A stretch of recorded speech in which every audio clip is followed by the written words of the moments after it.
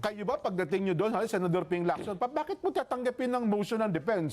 Ba't kayo magkukunbin? Yes. Impeachment court ba kayo? Yan. Di ba yun ang unang sigurong tanong natin? Ano? Yan ang unang mangyayari. Oo. Di ba? Oo nga, no? Kaya Senador Lacson, dahil kami mas marunong sa'yo.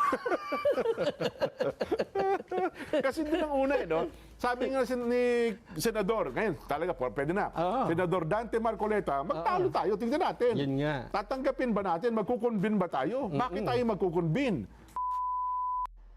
At yun nga no, mga kabayan, pag-usapan nga po natin ito pong mga pahayag po ni Senator Ping Lacson. Kaugnay nga po dyan sa impeachment ni BP Inday Sara. Namantakin mo mga kabayan ito po si Senator Ping, mukha pong nabugok na po ang pag-iisip mga kabayan. Mantakin mo ang gusto po niya mangyari mga kabayan at ayon po sa kanya, dapat daw po masimulan daw po yung impeachment at dapat daw po yung mga senador na magiging judge hindi daw po bias. Ang tanong po ni Senator Marcoleta mga kabayan ang tanong, matutuloy ba ang impeachment? Yun muna yun muna dapat ang una yung pinagtatalunan dyan, Senator Ping. Kung matutuloy ba, kung makikerry over ba yung impeachment ng 19th Congress sa 20th Congress. Hindi lang naman kasi yung gusto mo ang pwedeng mangyari. 24 kayong senador dyan. Marami pong pagdedebatihan dyan. Hindi lang ikaw ang may gusto na ma-impeach si BP Inday Sara. May mga iba dyan, ayaw. So, ang mangyayari dyan, pag bobotohan ninyo, kung itutuloy nyo yung impeachment, wag mong pangunahan yung mga kasama mo na animoy kayo pong ni Tito Soto, nakapartner mo, nagbabadal-badalan.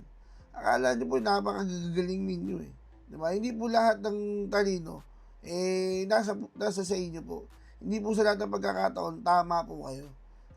Nagkakamali din po kayo, Senator Ping.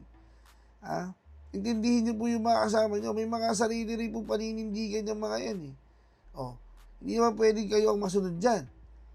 At hindi rin pwedeng kapag tatalo kayo sa botohan, sasabihin niyo mali na yung mga kasama niyo. Hindi po ganun yun. Kaya nga may botohan Diba?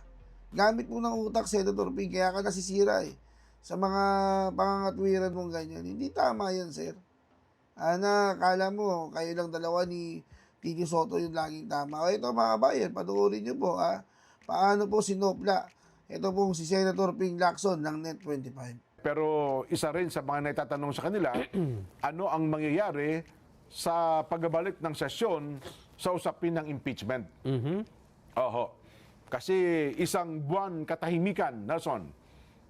Yun ang binabanggit natin kasi June 30, ngayong tanghali, nagsimula na po ang termino ng 20th Congress. Ang problema, recess pa, Nelson. Naka-recess pa po ang Kongreso ngayon. Ang kanila pong balik, formality, ay sa July 28 ng umaga. Yes. At sa hapon naman, ay magkakaroon po ng joint hearing para po sa SONA ng Pangulong Bongbong Marcos. Meron hong mga nakapanayam sa usapin ukol dito, Nason. Ba? Ukol po sa impeachment. At alam mo ba, isa sa mga nakuna ng pahayag ay ang nagbabalik senador, Senador Pampilo Ping Lacson. Ba? Yes. Anong sabi ni Ping? Nako, ang ganda ng kanyang sinabi. Makinig kayo mabuti. Sa mga kapwa niya, senador, kayo po na 24. Sabi niya, makinig kayo sa akin. Ba? Please, lend me your ears. Sabi niya, tinanong siya, ano ang tingin po ninyo ukol dito sa usapin ng impeachment? Sabi niya, sa akin, hindi po pwedeng mag-move to dismiss kasi judge, saan ka nakakita ng huwes? Siya pa ang mismong mag-move to dismiss. Kami magdi-decide. So, ang motion to dismiss dapat manggaling do po sa defense. Kung sino man ng siguro sa panig ng depensa, may magmo-motion. maliwanag daw po siya doon, hindi pwedeng mag-submit ng motion to dismiss ang mga senator judge kasi huwes kami. Kami po ang mga judges. Di lang sa mali, kundi napaka-improper at inappropriate kasi magiging katawa-tawa. Ayun po. Oh. Yan ang mga Yan ang pananaw niya. Pananaw. Na mangyayari. Yes. May mag-motion to dismiss. mula doon dapat sa depensa. Pero nakalimutan niya, Jen, na bago sila mag-motion to dismiss, Oho. may mag-motion naman to convene muna.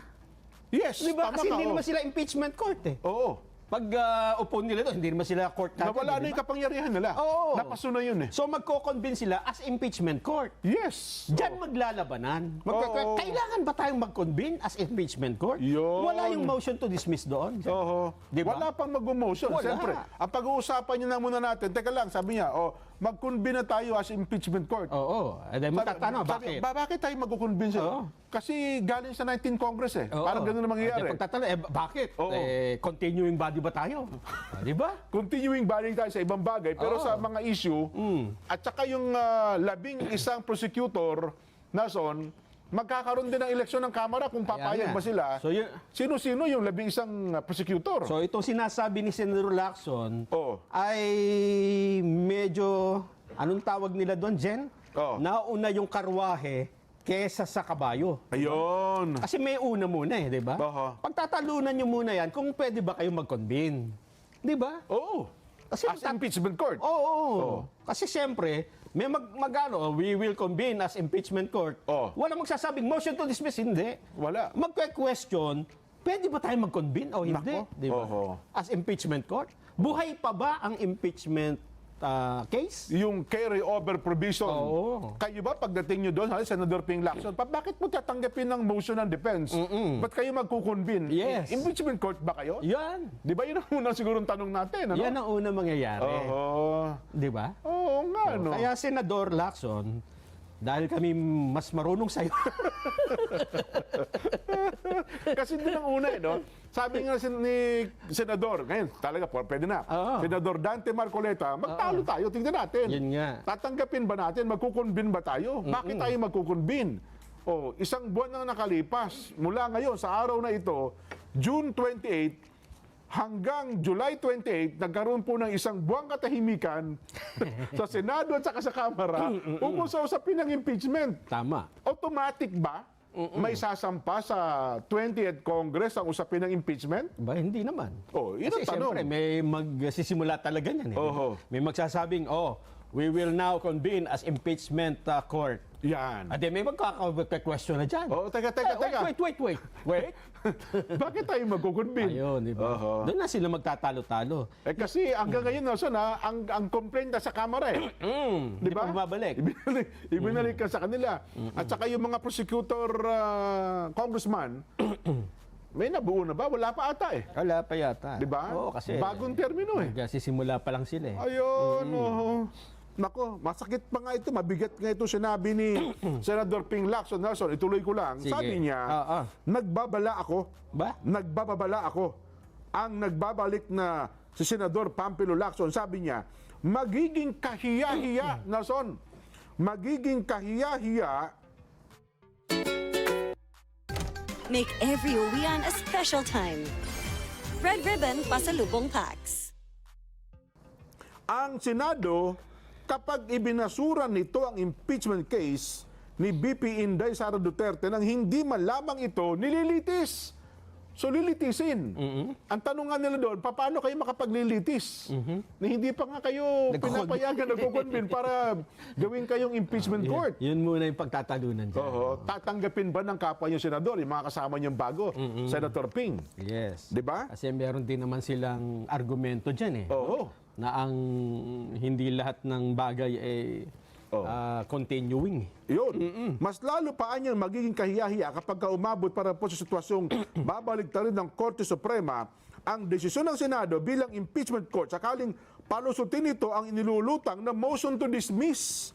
Ayan. Binigyang diin po ni Senador Lacson na tanging guilty o not guilty lamang ang mga hatol na maaaring ilabas sa Senado hindi maaaring questionin kahit daw po ng Korte Suprema. Oh. Pinalalahanan din po ni Lacson ng kapwa senador na umakto bilang hukom at hindi bilang miyembro ng prosecution o ng depensa. Ayon. So para sa kanila, at ito ay isipan din ng ilan, ang impeachment court ay hindi pwedeng mag-dismiss ng impeachment complaint. Oho. Diba? Hanggat hindi Hanggang hindi dinilitis. Oo. Kailangan litisin muna. Oo. Diyan sila mali, Jen. Bakit? Bakit? Bibigyan ko ng sample. Ha? Oo, sige. Halimbawa, may filed na impeachment complaint kay BP Sara. Oo. Tapos, tinrial. Oo. Na-dismiss kagad. Eh may nag-file uli ng impeachment complaint. Oo. Wala pa isang taon. Oo. Pinal sa Senado. Oo. Kailangan ba nila i-trial yon? Hindi. Wala pa isang taon. Ano gagawin ng impeachment court? I-dismiss nila Tama, yun. hindi dismiss, di ba? So, ibig sabihin, ang impeachment court, may kapangyarihan mag-dismiss kung hindi uubra yung pinapay, Ayun. di ba? Sabi din siguro sa Kongreso, kayo naman, di ba kayo nag-aaral? Wala pa isang taon eh. Gitil na gitil kayo. Ayun ang sinasabi natin, di ba? Nako, Ayaw oo maniwala nga, no? sa atin eh. paano nga ito? Kamuting kahoy lang tayo eh. Pero ang tanong nga natin ito, paano nga magsisimula ang paglilitis Habang kung hindi naman kayo nagko-convene. nagko-convene O, yun at muna- haharangin nga ng kapwa ninyo senador Yun nga muna na kayo mag-convene? yun muna yung pagtatalunan. Oho. Bago kayo dumating dun sa motion to dismiss, hindi ka pwede mag-motion to dismiss kung hindi pa kayo nakakonvene, di ba? Oo nga. Ay, yun ang ngayon ang mangyayari. Kaya, well, ang ating magiging Vox Populi, Nelson, ay may kinalaman sa bagay na yan. Ay, ano ba? Oo. Okay ba tayo dito? Okay na ito? Teka lang, hindi pa pala. Wala pa palang... wala pa. Standby all units. Standby all units.